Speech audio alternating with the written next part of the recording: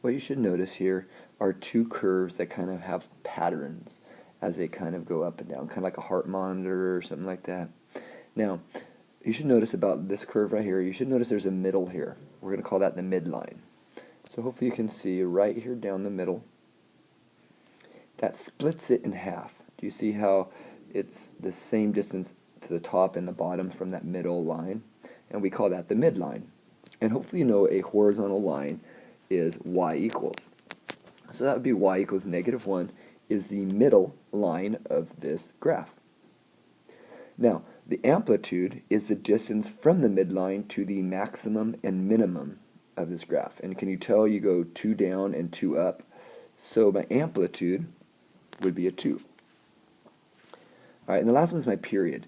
My period. What my period here is the interval for which this graph kind of repeats itself. So let's say I start right here. If I start right there at this point, or right there, interval. Now do you notice it starts there, do you see how it goes down and then back up to the same spot, and then it starts repeating itself again. So from here to here is my period. It's the interval for which one snip or cut of the graph, you can look at that and you can replicate that over and over. So my period is 2. That is the kind of the interval of how wide the cycle or repetitious cycle of the graph is. So let's look at the next problem. This one, kind of the same thing, the midline. Well, we got to kind of look at the middle. So there's the highest, there's the lowest. Okay, that looks like the middle right there.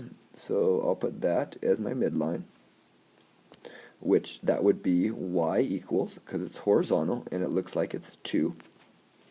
Then I want my highest and lowest point from there. So how high and low does it go from there? Well, 1, 2, 3 high and 1, 2, 3 low. So it looks like my amplitude is 3. That's how high and low from the middle. And then the period again is you want to look at the interval for which it kind of repeats itself. So I'm going to start right here at 0. It's usually pretty good to start there. And as we look at this graph, it goes down, back up, down, and then it kind of repeats itself. So right there, it looks like it starts repeating itself. All right?